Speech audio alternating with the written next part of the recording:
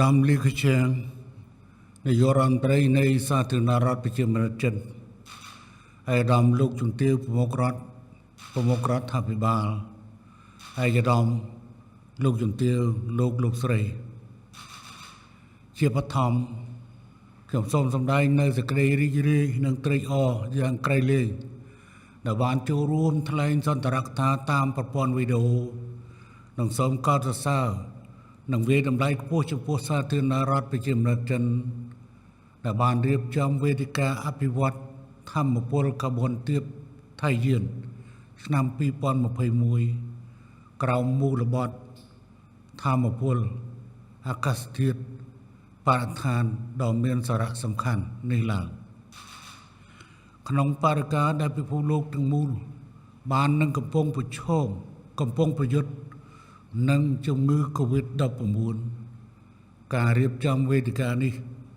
គឺជាការក្រើនរំលឹកកុំឲ្យយើងទាំងអស់គ្នាបំភ្លេចចោលនៅបញ្ហាធម្មពលអាកាសធាតុនិងបរិស្ថានដែលទាមទារឲ្យបន្តមានការយកចិត្តទុកដាក់និងការទទួលខុសត្រូវតាមរយៈការគិតគូរជាប់ជានិច្ចក្នុងការស្វែងរកដំណោះស្រាយសកលរួមក្នុងបរិយាកាសដែលបណ្ដាប្រទេសជាច្រើនបាននឹងកំពុងគិតគូររៀបចំផែនការស្ដារសង្គមសេដ្ឋកិច្ចឡើងវិញការរៀបចំវេទិកានេះនឹងបង្កើតជាកលានុវត្តភាពដ៏ល្អមួយក្នុងការជំរុញសន្ទុះនៃការអភិវឌ្ឍធម្មពលកាបូនទាបសម្ដៅដោះស្រាយបញ្ហាធម្មពលអាកាសធាតុនិងបរិស្ថាននឹងឈានទៅសម្រេចបាននៅគោលដៅអភិវឌ្ឍប្រកបដោយចីរភាពនិងគោលដៅ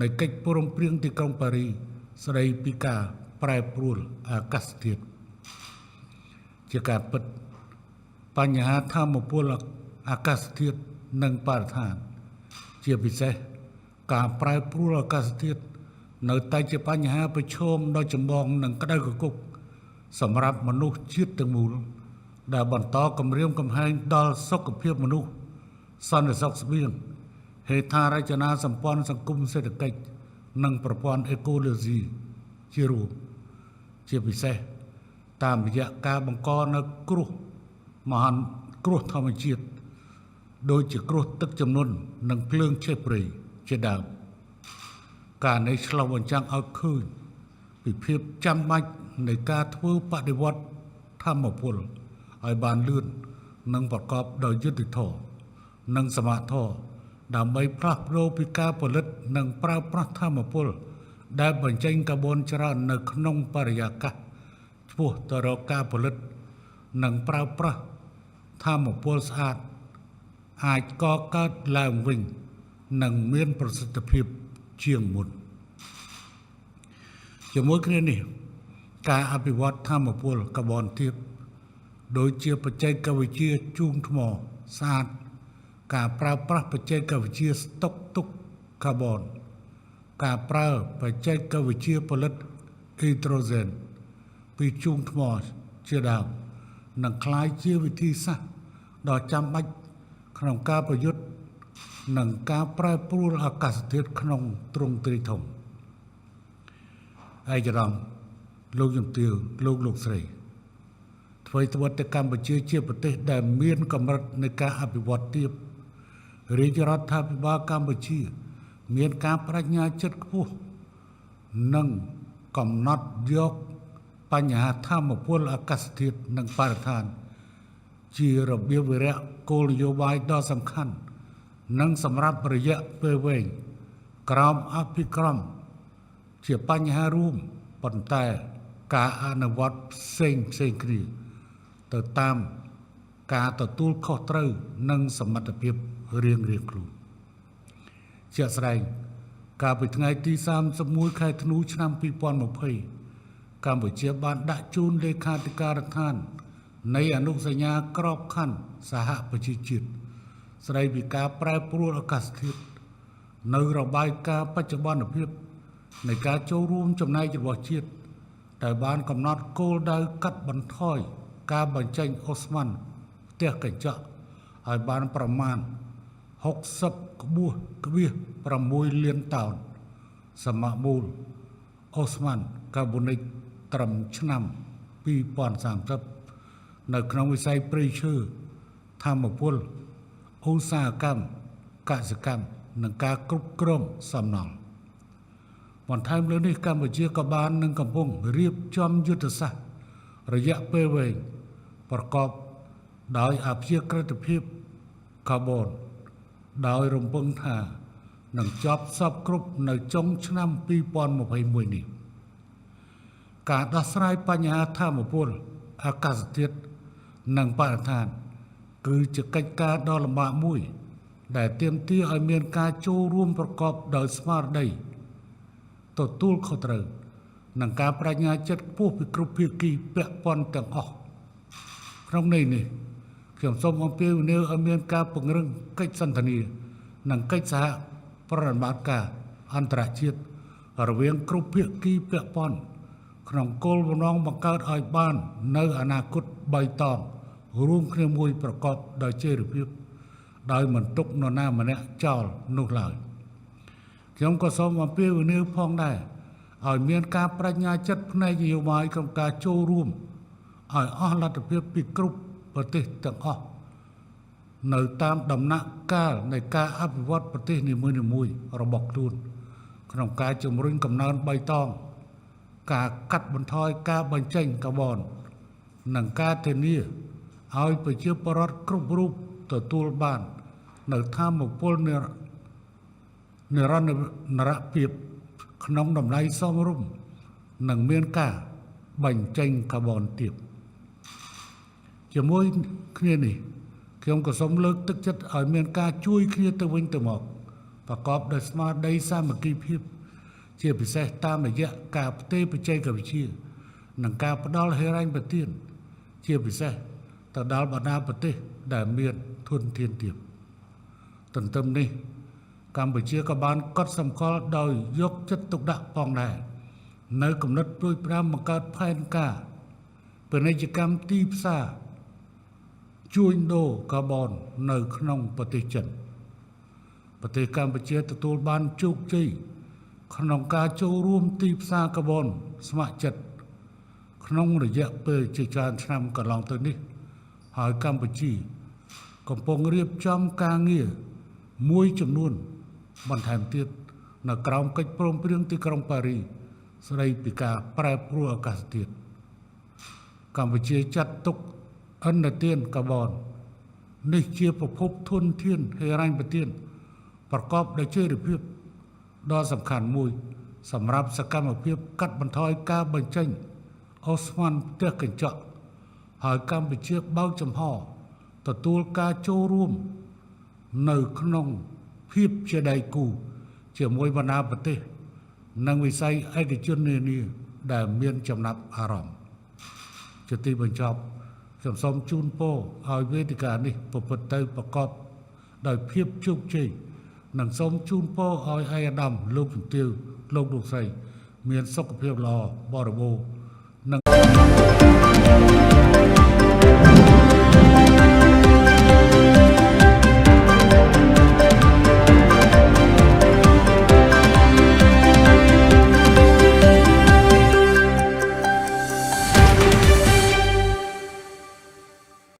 You're watching EAC News. Thank you for joining us.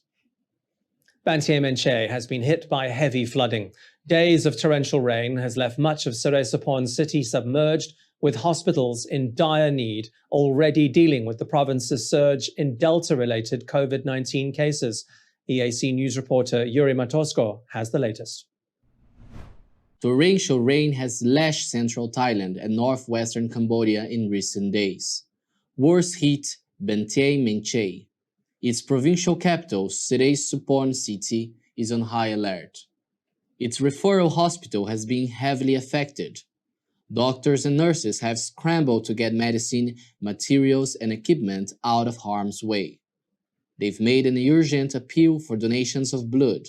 Commander of the province 51st Infantry Brigade, General Singtum, has called on residents to be extra vigilant, particularly those with small children.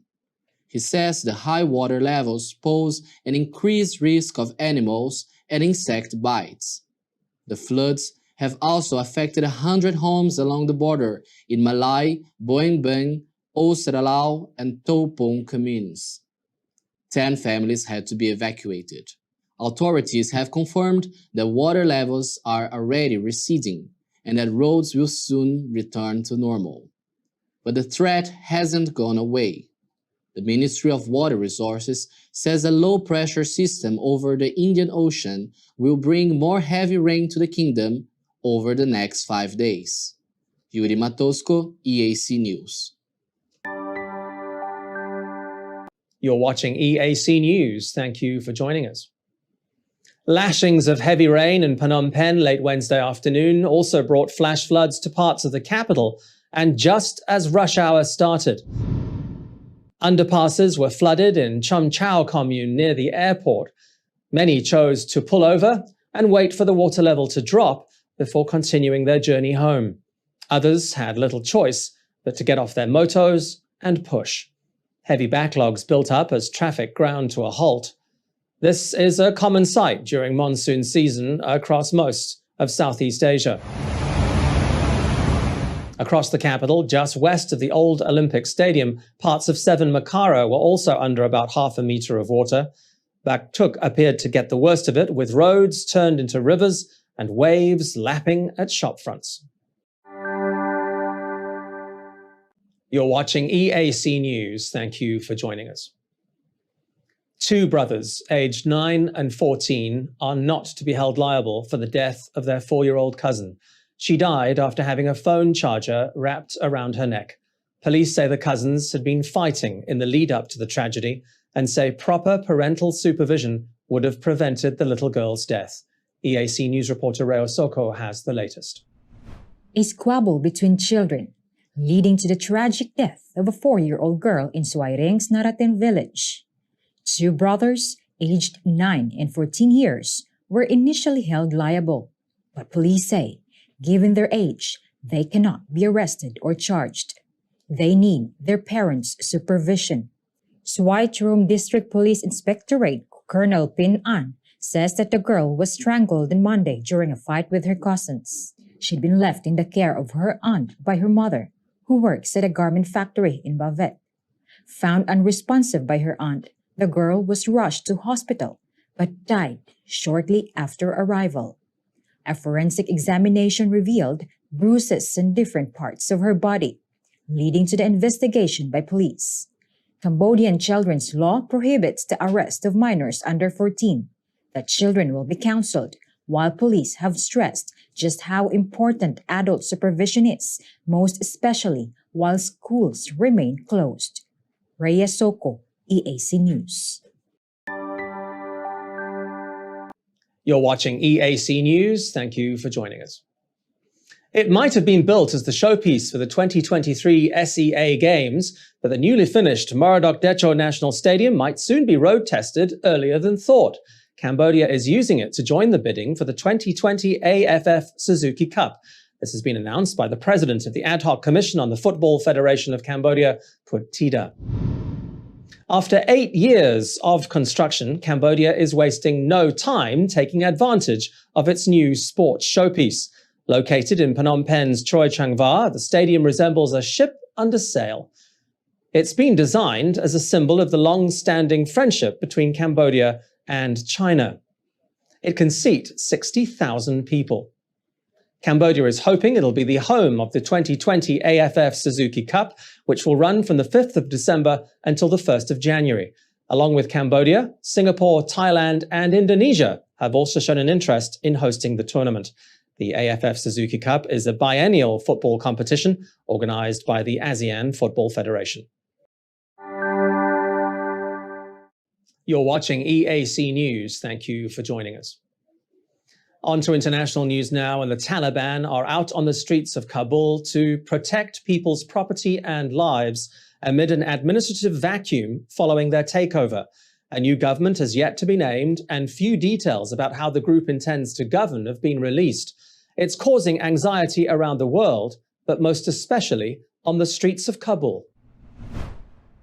All we know is that this is the new Islamic Emirate of Afghanistan.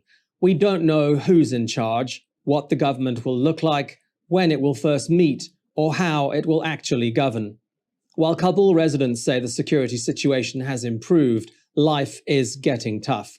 Some banks, most hospitals, and government offices remain open, but while local market vendors have things to sell, few people are buying, given the high levels of anxiety about what the next few days and weeks could bring. Prices are soaring, and long queues outside banks underline just how worried residents of the capital are. The local currency, the Afghani, is fast losing its value against the US dollar. At the border with Pakistan, many money traders are refusing to exchange it. The fall in the exchange rate has seen prices for many basic foodstuffs ratchet up daily, squeezing people who have seen their salaries disappear and their savings put out of reach by the closure of the banks. The Taliban says the problems will ease once a new government is in place. It's appealed to other countries to maintain economic relations. One country that will be key is the United States, but its focus right now is getting its remaining nationals and Afghan contract workers out of the country after its shambolic airlift.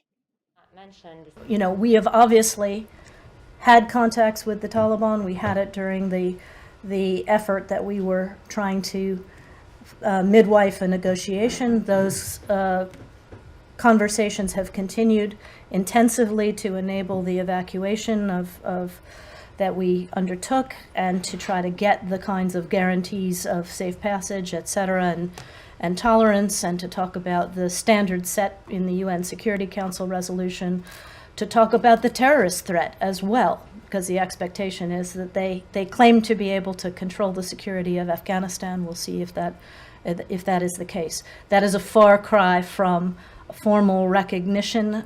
We will continue to have conversations that serve our interest, as will our allies and partners. But the first thing we want to see is them live up to the obligations that they have under the UN Charter, as well as the public statements that they themselves have made about their expectation for an Afghanistan that respects human rights, respects international law, allows international citizens and Afghans who wish to leave. Back in Kabul, the Taliban is taking stock at the capital's main airport. It says it hopes to restore operations there in the coming days.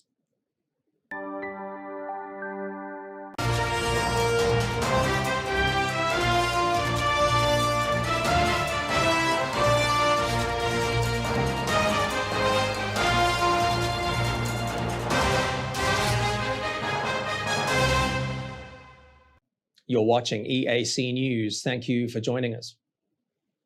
Now for a look at some other news making headlines around the globe this Thursday, the 2nd of September. A huge fire has swept through a chemical plant that manufactures cologne and disinfectant outside Istanbul. More than 50 factories were damaged. 145 firefighters and 61 trucks responded to the scene. It took them 8 hours to extinguish the blaze, which was peppered by occasional explosions.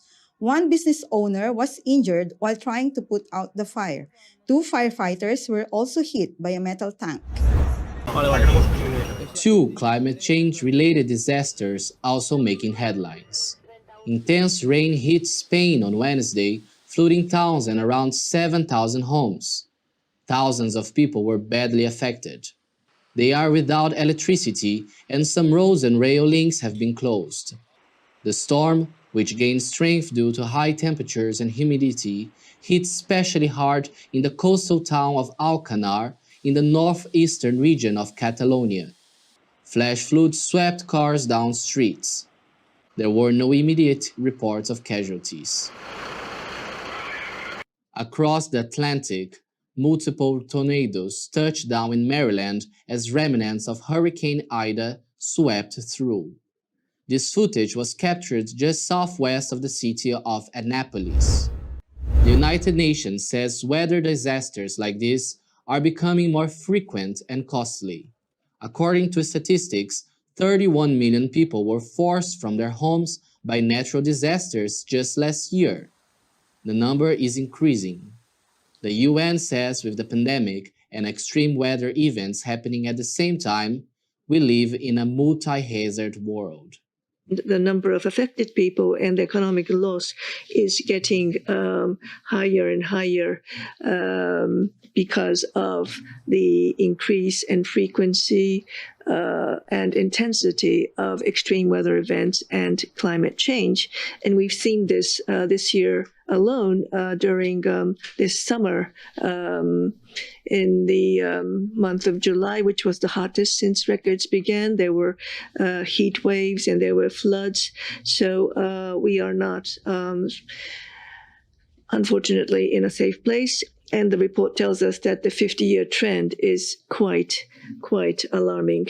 That trend has seen floods and heat waves driven by climate change increase fivefold. More than 2 million people have been killed. The economic cost is fast approaching $4 trillion.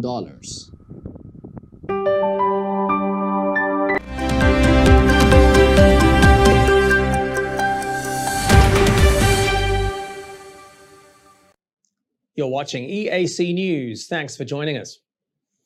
Cambodia can be proud of its lone Paralympian at the Tokyo 2020 Paralympics. Van Von finished in 7th place in Wednesday night's final of the men's T54 100-meter wheelchair race. He finished in a new personal best time of 14.21 seconds. Finland's Leo-Pekka Tati looked to be the race favourite. He's won gold in the last 4 Paralympic finals in the same event, but it was Thailand's Atiwatpaing Noa who crossed the finish line first. The T54 final was the highlight of Wednesday night's action, and Van Von did us all proud. In the women's T36 100-meter race, it was China's Shi Yiting who produced a gold medal performance to break the world record with a time of 13.61 seconds. Russia's Elena Ivanova seemed pretty happy to bag the silver. It was also silver for Canada's Paralympic veteran Brent Lakotos, who was looking to hold on to his T53 men's 100-meter crown, but gold went to Thailand's Payo Bangsakon.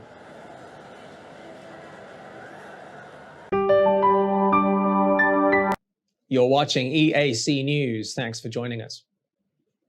Cristiano Ronaldo has entered the history books. He's become the all-time leading scorer in men's international football after scoring his 110th and 111th goals on Wednesday night. Ronaldo made history in true style. Not just 2 goals, but 2 headers, and in the dying minutes of the match. They gave Portugal a 2-1 comeback win over Ireland in Group A of the World Cup qualifiers. The Manchester United forward almost had a hat-trick, but saw Gavin Buzuno save his first half penalty. It was the 89th minute of the game when Ronaldo entered the history books, surpassing Iranian Ali Daei's record of 109 goals with a towering header. He then produced a carbon copy in the 6 minutes of stoppage time to score goal number 111. Back at Man United for the next season of the English Premier League, there's no doubt Ronaldo will take his record even higher. You're watching EAC News. Thanks for joining us. Lionel Messi will play in Thursday night's World Cup qualifier against Venezuela in Caracas. Despite having played less than half an hour this season for his new club Paris Saint-Germain, Messi has been declared fit to hit the field at the Caracas Olympic Stadium. Messi spent Wednesday training with Argentina ahead of their 3 qualifiers over the next week. The 2 times world champions play Brazil in Sao Paulo on Sunday and then Bolivia in Buenos Aires next Thursday. They sit in 2nd place behind Brazil in the 10-team South American qualifying group. The top 4 teams will qualify automatically for Qatar 2022.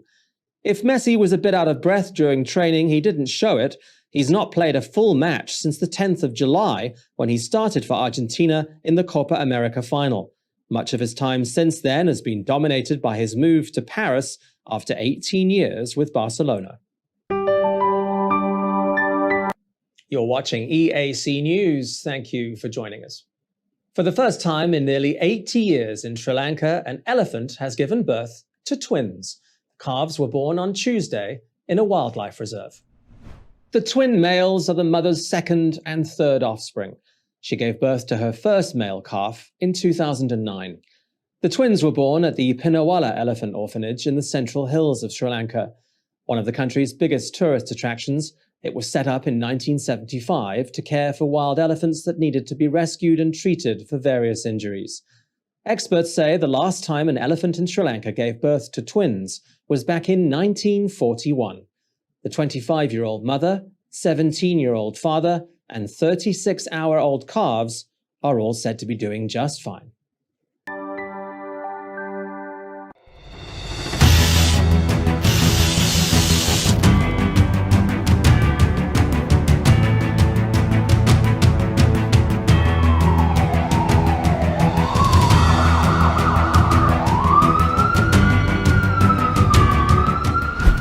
EAC News fully supports the Royal Government of Cambodia's preventative and administrative measures against COVID-19.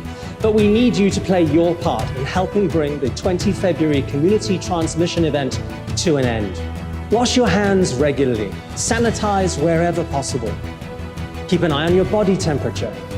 Use the Stop COVID QR code and maintain a safe social distance.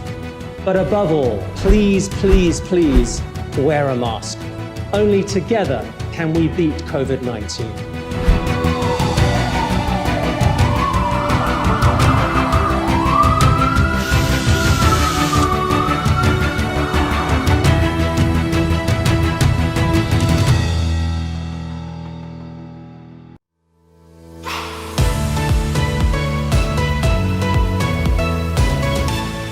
EART's Cambodia's audience is growing. Our YouTube channel now has 150,000 verified subscribers. To mark the milestone, we've received the Silver Creator Award from YouTube, given to channels with over 100,000 subscribers. YouTube CEO Susan Wojcicki says the award celebrates EART's Cambodia's hard work and incredible achievement. She says not only has EART's Cambodia brought a unique voice and style to the world, but has also created valuable connections and built a community along the way. The next milestone we're going for is 1 million subscribers, and we'd really like that Gold Creator Award. So if you're not already a subscriber, head to www.youtube.com/eartscambodia. Subscribers get all the latest breaking news and updates from Cambodia in English. We'll see you there.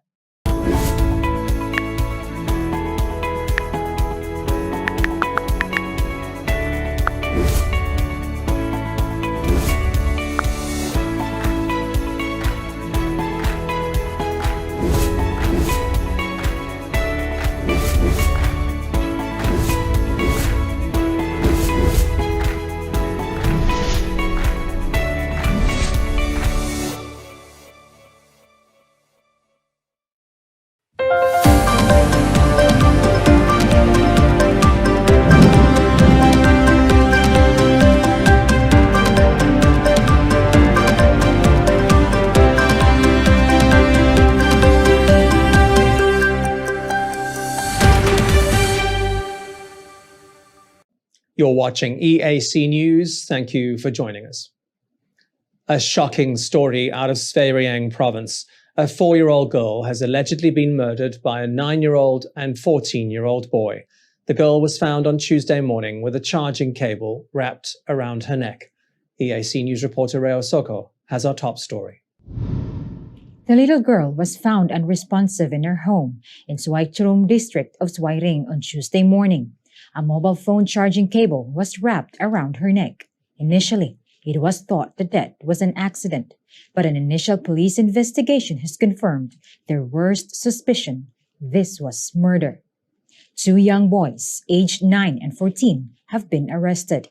They are in the custody of authorities, being too young to be formally charged with the crime.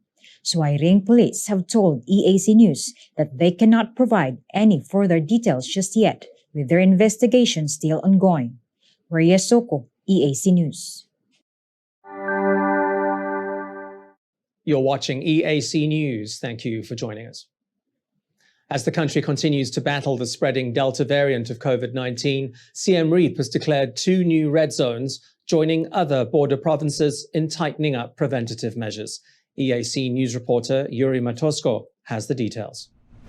The Siem Reap Provincial Administration has declared Pralay and Korksnol villages as red zones. Both are located in the Puok district. They will be in total lockdown until the 14th of September. Other administrative measures across the province remain in place until further notice. Across the provincial border, Preah Vihear has 3 active red zones.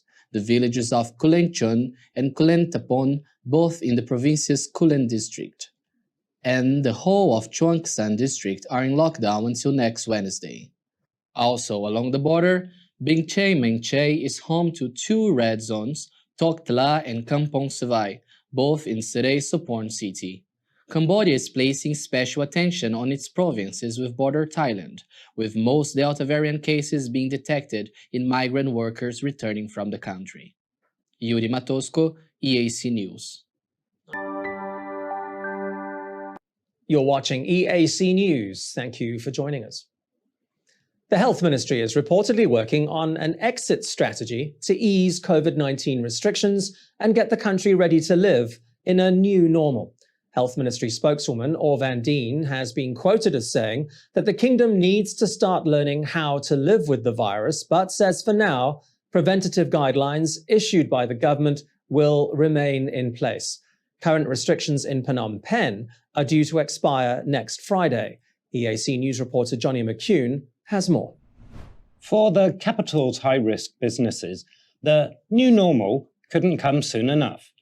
They've been closed since early March, but the sight of people wearing masks, socially distancing, and avoiding crowds as much as possible is probably with us to stay. 80% of the population has already received 2 doses of the vaccine. Cambodia, like Singapore, is striving to reach herd immunity, even with the variants likely to stay with us. The new normal is going to mean living with COVID much the same way as we live with the flu. World Health Organization representative to Cambodia, Dr. Lee Allen, says that the WHO is very pleased that the overall COVID-19 situation is now improving in Cambodia. At the same time, the Health Ministry is looking at expanding the vaccine drive to include children aged 10 to 12. It's looking to use the Sinovac doses, which continue to stream into Phnom Penh International. Sinovac is already being used in children as young as 3 in China, and is being used to inoculate Cambodian children in the 12 to 17 age group. Johnny McCune, EAC News.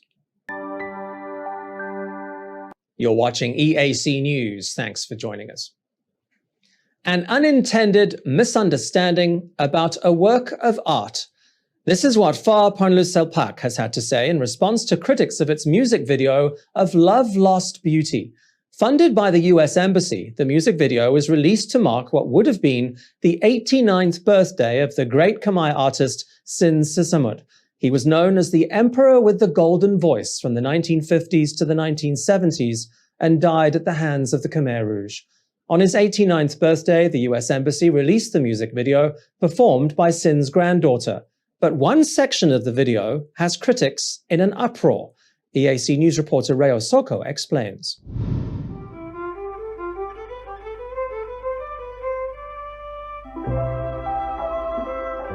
Love Lost Beauty by the great Sin Sisamut, now performed as a duet by his granddaughter. But it's this scene, arguably devoid of any beauty, that has caused a storm of protests on the US Embassy's Facebook page. Union of Journalist Federations of Cambodia President Hoi Vanak has raised questions about the real intentions of the music video. He says the song was by a famous Khmer singer, but has complained about all the garbage in the background. He questions why the people behind the project chose not to rather show the country's treasures instead of trash. Fa Ponlu Selpak's executive director Osman Hawaja has urged people to see the music video in its entire context. He says one important image that hasn't been discussed amidst the controversy is the Heritage Movie Theater at the center of it, describing it as a real historical treasure in the heart of Battambang. Hawaja has reminded people that it is where the great musical films of Sin Sisamut played a generation ago. He says that to see the granddaughter of the legend singing a duet with him there and with the big screen lit up again with a new Cambodian art is a real demonstration of cultural pride and resilience. Since Sisamut songs are accessible to everyone, regardless of class, wealth, social standing, it actually shows that they can be an inspiration to youth today, as well as those living in desperate situations. This creative project is really about giving these young artists a platform to perform for new audiences online during this pandemic, to help them tap into the power, resilience, and beauty of Cambodian culture. The Love Lost Beauty music video is just one scene in a cutting-edge musical fantasy film inspired by the classical love songs of Sin Sisamut. The movie will be released by file later this year. Rhea Soko, EAC News. You're watching EAC News. Thank you for joining us. It's a new month and a new start for Afghanistan. The Taliban is moving quickly to assert itself a day after Western evacuations were completed from Kabul's Hamid Karzai International, and the last US troops left Afghan soil after 20 years of occupation. The Taliban, parading themselves victoriously on the tarmac of an airport that was the center of the world's attention for the past week. Over 125,000 Western diplomats and some of the Afghans who worked for them were airlifted during one of the largest operations of its kind in history. But thousands of Afghans have been left behind. The Taliban says they have nothing to fear and there is no longer a need for war. Taliban spokesman Zabihullah Mujahid says the group wants diplomatic relations with the United States as well as with other countries around the world as it seeks to rebuild a country shattered by decades of civil war, invasion, and occupation. The group says its first job is to reopen Kabul's main airport. Elsewhere in the capital, though, possibly predictable scenes of what some members of the Taliban really think about their former occupiers. This was billed as a celebration by a group that is promising peace, stability, and socio-economic development in a new Islamic Emirate of Afghanistan. Across the region, there is a sense of resignation that isolating the Taliban is not going to be an option, and that engagement is going to be key to ensuring regional security. In Qatar, Foreign Minister Sheikh Mohammed bin Abdul Rahman Al Thani was hosting his German counterpart. He told the media he's choosing to look on the bright side. We believe that isolation is not an answer, yet the recognition is still not a priority for us. So this is given our assessment that Taliban being isolated in 1996 has led us to the situation that we were in previously in Afghanistan. Yet we have seen that the engagement can give us some positive results. He is urging countries around the world to work with the Taliban, as another power vacuum would be the worst possible outcome for the international community. Not one country has yet formally recognized the Taliban as the government of Afghanistan.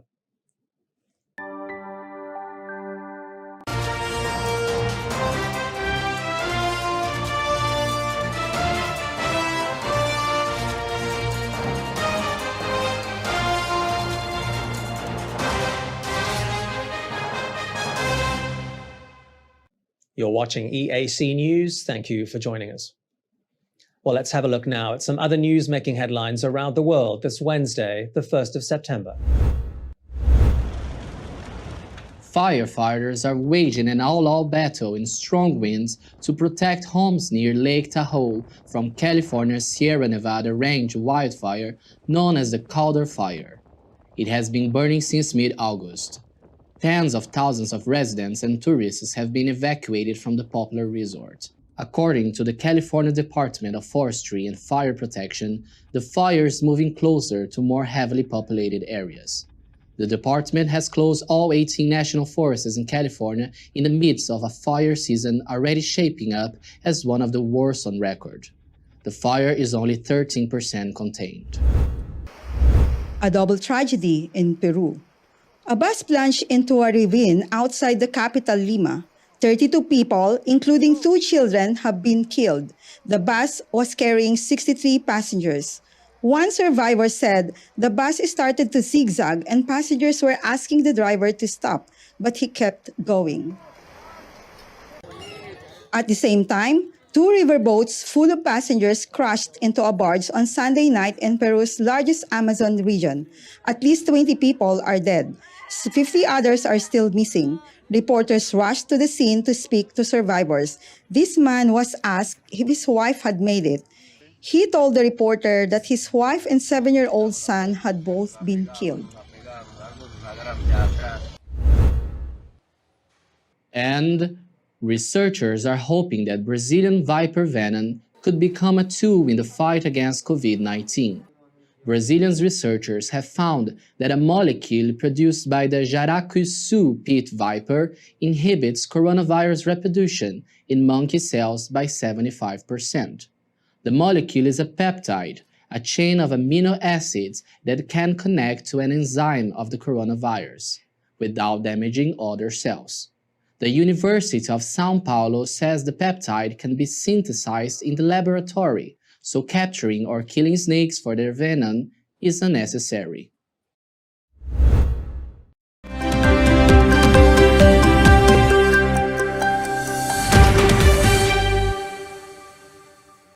You're watching EAC News. Thanks for joining us. It's been pouring down in Tokyo, but it hasn't put a dampener on Paralympic glory. More world records were smashed on Tuesday and Wednesday, with Britain notching up its 1,000th gold Olympic-Paralympic medal since new funds were injected into British sport after the country's disastrous showing at Atlanta back in 1996.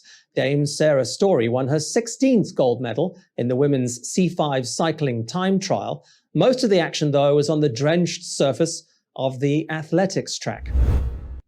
Before we get to that, though, great news for Cambodian sports fans. Our Paralympian, Van Von, has reached Wednesday night's final of the T54 100-meter men's wheelchair race. He qualified with a new personal best and will start in the 7th lane. Elsewhere, French runner Charles-Antoine Kakou achieved a surprise victory in the men's T20 400-meter final. Mexico's José Rodolfo Garcia could hardly hide his delight at winning gold in the T38 400-meter final.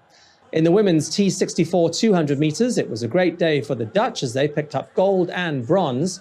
Marleen van Gansevinkel roared with delight as she crossed the finish line in a new Paralympic record time of 26:22.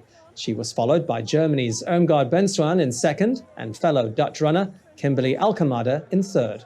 In the women's T11 100 meters, Venezuela's Linda Patricia Perez Lopez won gold, having watched her sister pick up a bronze medal earlier in the day. Archery also provided a stunning spectacle, with China's He Jiao firing 9 successive 10-point arrows to take home the gold medal. From China is your Paralympic. You're watching EAC News. Thanks for joining us. Venezuela and Argentina are busy training ahead of their World Cup qualifier in Caracas on Thursday night. The game is part of a triple header of World Cup qualifiers in South America over the course of the next week. Brazil play Chile on Thursday, with Venezuela then facing Peru the following Thursday. It's all to play for Venezuela. Brazil topped the South American qualifying group after 6 games, 6 points ahead of a second-place Argentina.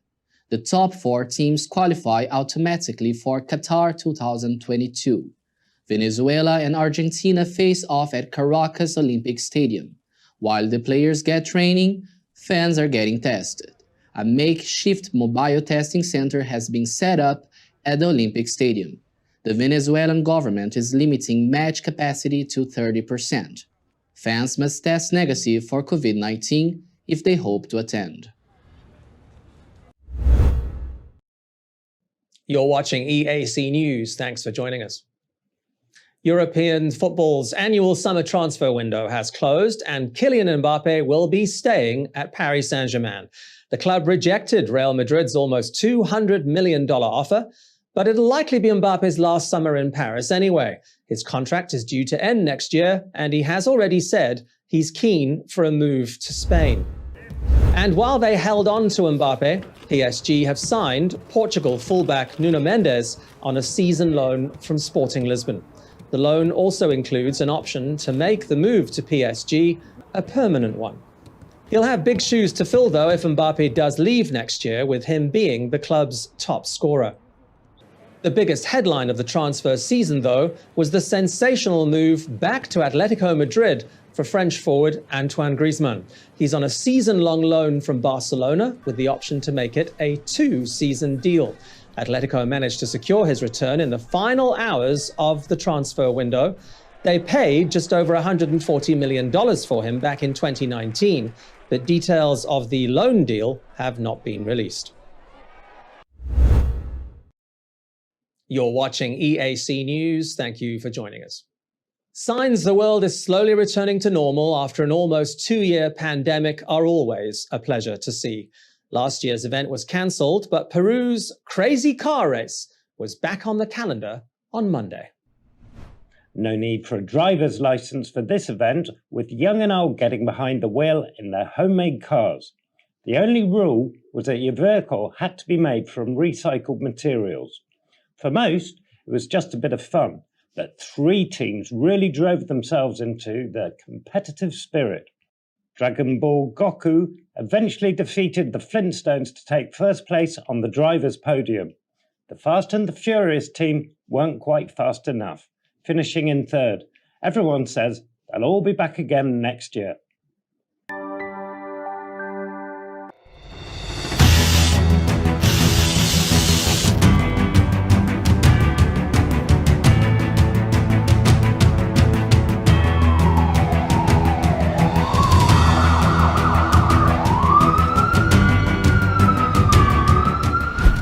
EAC News fully supports the Royal Government of Cambodia's preventative and administrative measures against COVID-19. But we need you to play your part in helping bring the 20 February community transmission event to an end. Wash your hands regularly, sanitize wherever possible. Keep an eye on your body temperature. Use the Stop COVID QR code and maintain a safe social distance. But above all, please, please, please, wear a mask. Only together can we beat COVID-19.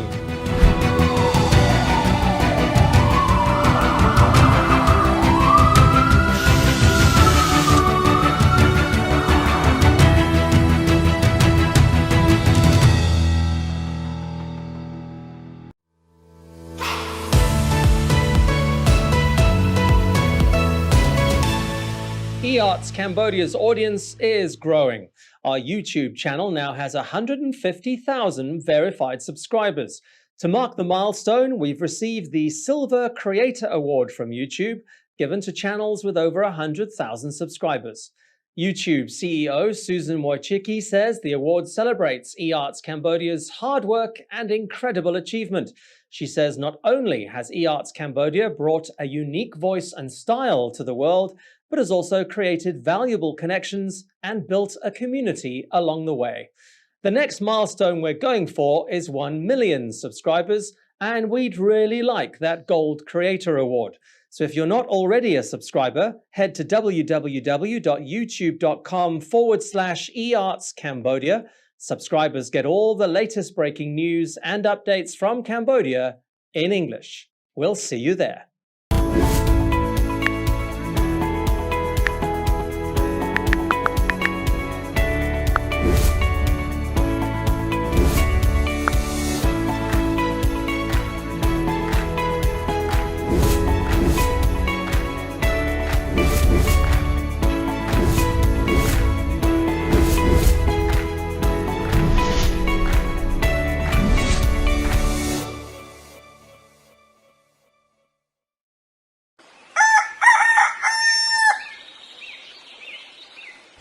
Hơi, đợi ạt miền thòi ấy sao?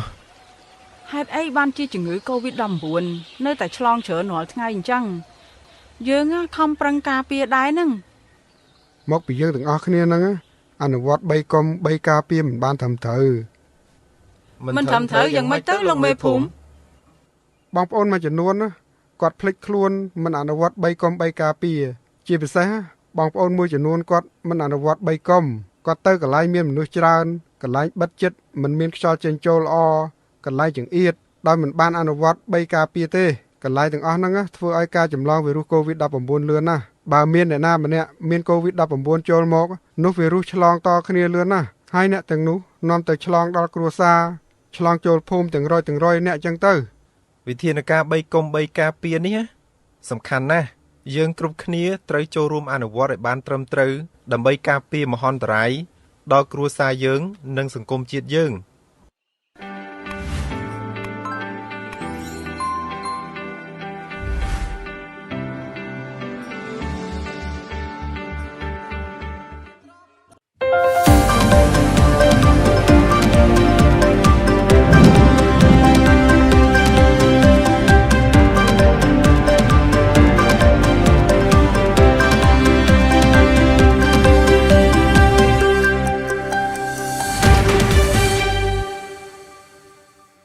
You're watching EAC News. Thank you for joining us. Prime Minister Hun Sen has urged the Minister of Education to start reopening schools as soon as possible. He wants to start with schools in areas with low rates of COVID-19 infection. The Prime Minister delivered a speech on Tuesday morning, pointing out that most rural areas across the kingdom have very few cases of the coronavirus. He says the Ministry of Education should start reopening their schools to avoid student dropouts, which he says could lead to a more serious situation in the country. The Prime Minister has stressed, though, that any decisions to reopen schools will be left to the Education Minister and provincial governors. EAC News reporter Reo Soko has our top story. Prime Minister Hun Sen has suggested that Minister of Education Hang Chun-narong reopen schools wherever it is safe to do so. He has emphasized that with the duration of school closures nationwide, it could be a more serious problem for the country when students are not learning at all. The Prime Minister says students in rural areas do not have access to the internet for online learning. In most rural areas, teachers are providing workbooks or home assignments, often with only part-time parental supervision. The Prime Minister says this leaves him feeling fearful for the future of the kingdom's children. He says they might even forget the alphabet if the schools remain closed for much longer. He's now urging the Minister of Education and governors to have a serious look at when schools can reopen safely. I think rural schools, even at the primary level for children under 12, can go back to school because there are no infections. I suggest flexible thinking and practical implementation of the preventative measures in each province when it comes to reopening schools. Where it is possible to open a school, then let it reopen, while for places where it is not possible, then students should learn remotely or online. Where possible, let there be a mix of face-to-face learning and distance learning, otherwise our young children will be in a dangerous position. The majority of the population of Phnom Penh and Kandal are already protected against COVID-19. Infections in Phnom Penh are declining, and those who become infected do not develop serious illness.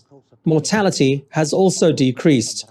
So this is a positive point for the reopening of the socio-economic sector across the country, including the field of education.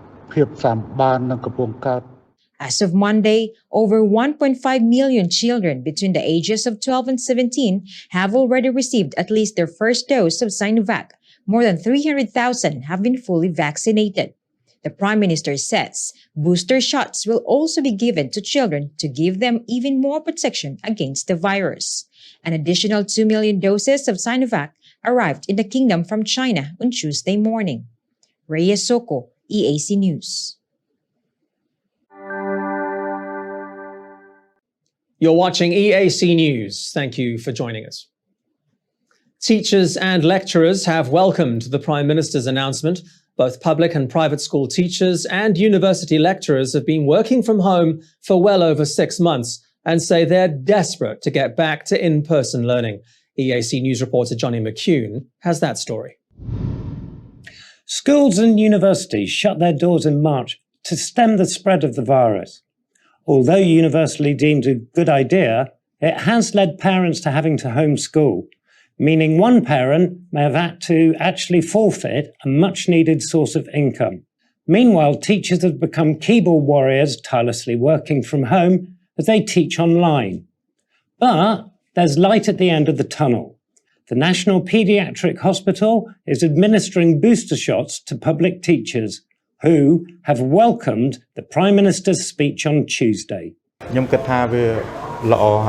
me, I think it's good because we all want the students to attend school physically so that they can meet other students, exchange ideas and learn.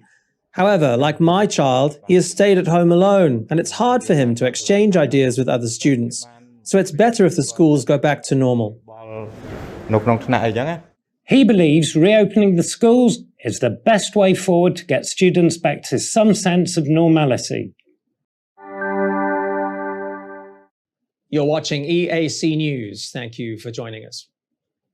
Despite reports to the contrary, British nationals arriving in Cambodia do qualify for alternative state quarantine.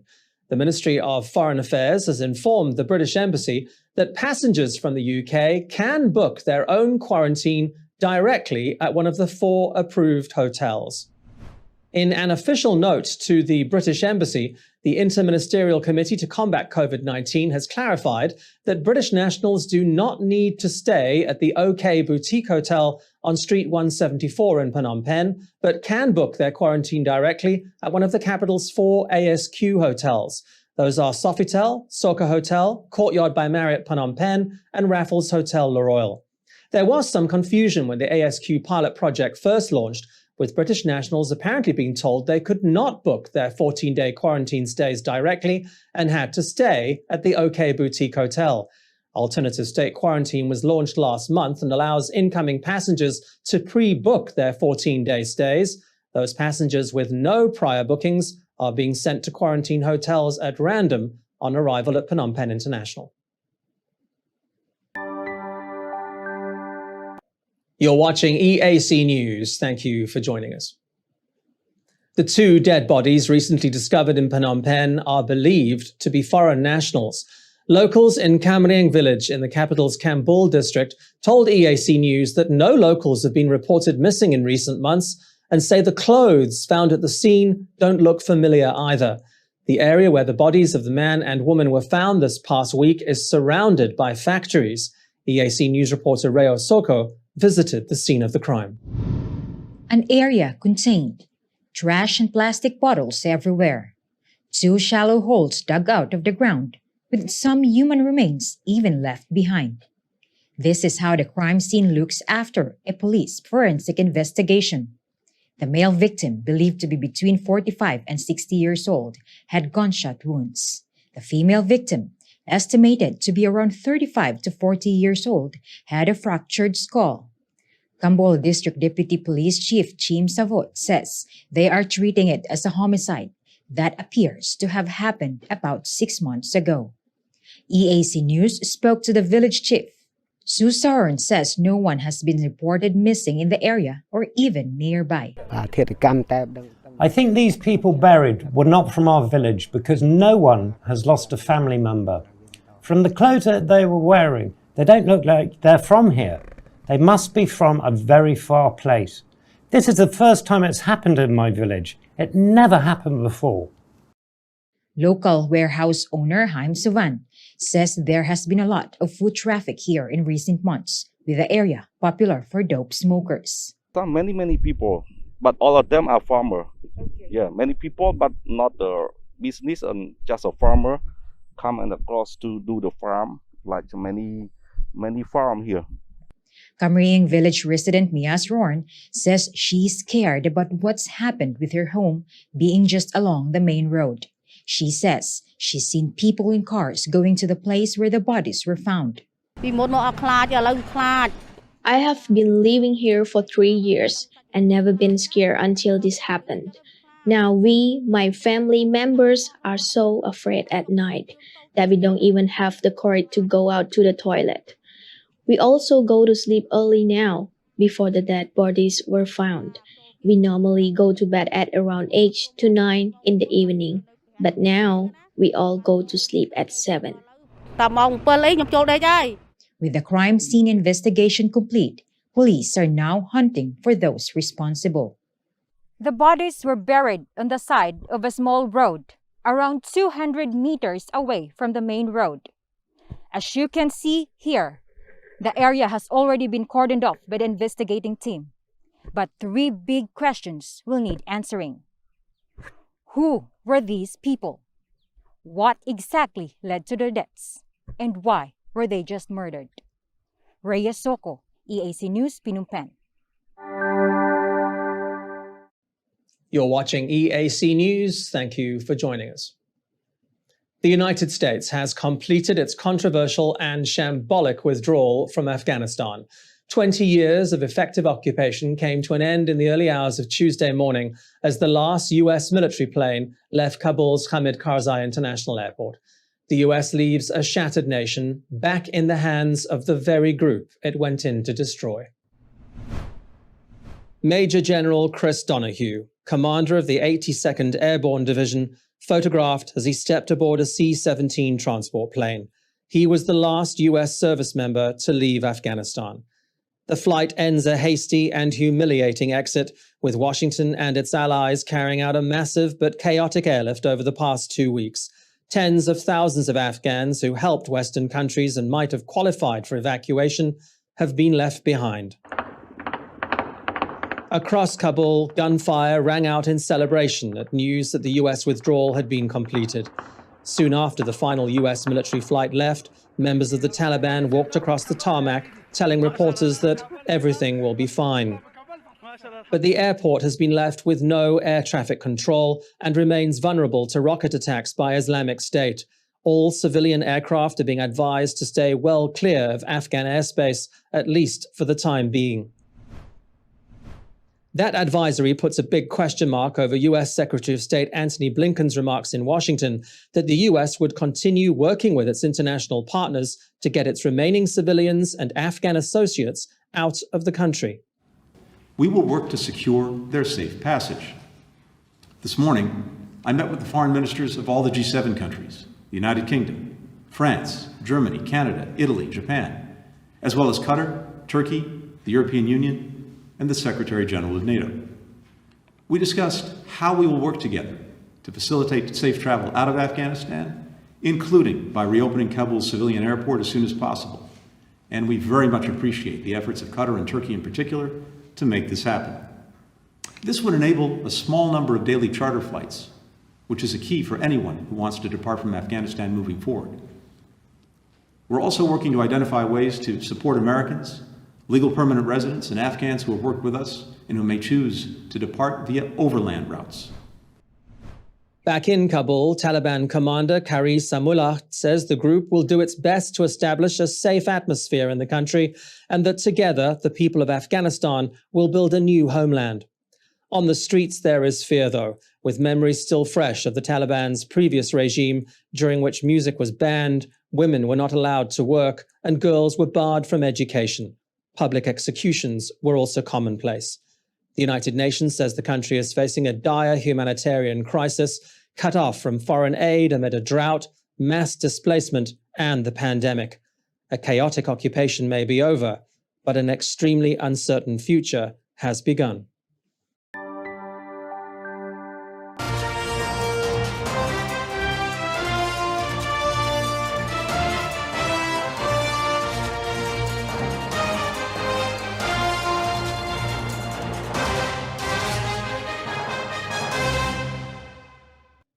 You're watching EAC News. Thank you for joining us.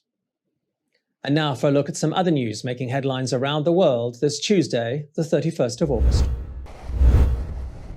More than 1 million people across Louisiana and Mississippi could be in the dark for weeks as officials take stock of the damage from Hurricane Ida. Widespread power outages reached as far north as over 250 kilometers from where the hurricane made landfall. Ida hit Louisiana on Sunday as a Category 4 storm, packing winds of 240 kilometers an hour. It was the 5th strongest to ever hit the U.S. mainland, exactly 16 years after Hurricane Katrina. At least 4 people have been killed. New Orleans Mayor LaToya Cantrell expects that number to grow as over 5,000 National Guard members launch a search and rescue operation.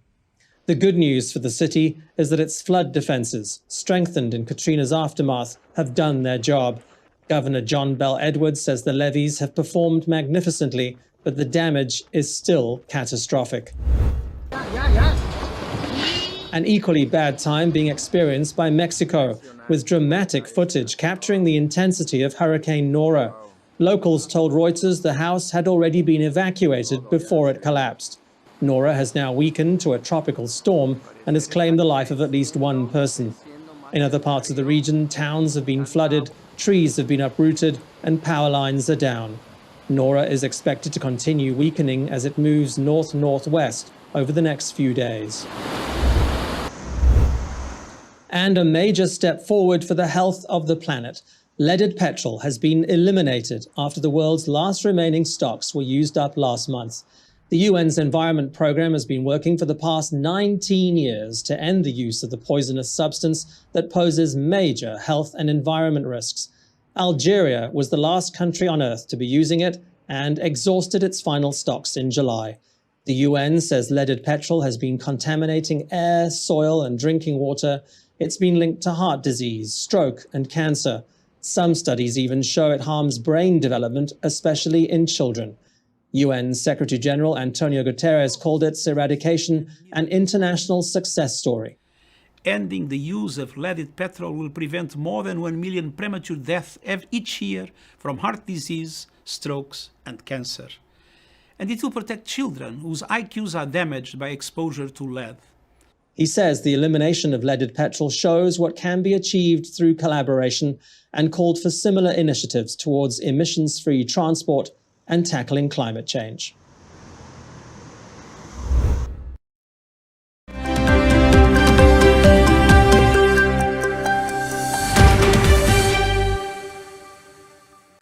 You're watching EAC News. Thanks for joining us. Cristiano Ronaldo spent Monday training with Portugal ahead of their World Cup qualifier against Ireland on Wednesday. The training session came a day after Ronaldo reportedly completed a medical in Lisbon ahead of his return to Manchester United. Juventus and Man United have yet to actually confirm the deal, but reports say Ronaldo has agreed to personal terms for a 2-year contract with the Premier League giants. An announcement is expected later on Tuesday, with the Premier League's summer transfer window closing in the early hours of Wednesday morning, Cambodian time. Man United are rubbing their hands in glee at having one of their biggest ever stars coming back. Ronaldo won 8 major trophies at United between 2003 and 2009 before sealing a then world record $110 million move to Real Madrid. With the English League paused for the international break, Ronaldo is expected to play his first game back at Old Trafford when United host Newcastle next Saturday. You're watching EAC News. Thanks for joining us. A whole host of world records fell at the Paralympic Games in Tokyo on Monday. Swimming and powerlifting were the standout events. In the pool, China's Ma Ji smashed the world record in the final of the women's 200-meter individual medley SM11 category, just ahead of her teammate Kylie Wen. Italy's Carlotta Gilli also set a new world record in the women's 200-meter medley SM13 final, swimming far clear ahead of the field. More records went under in the men's freestyle 4x100 relay, with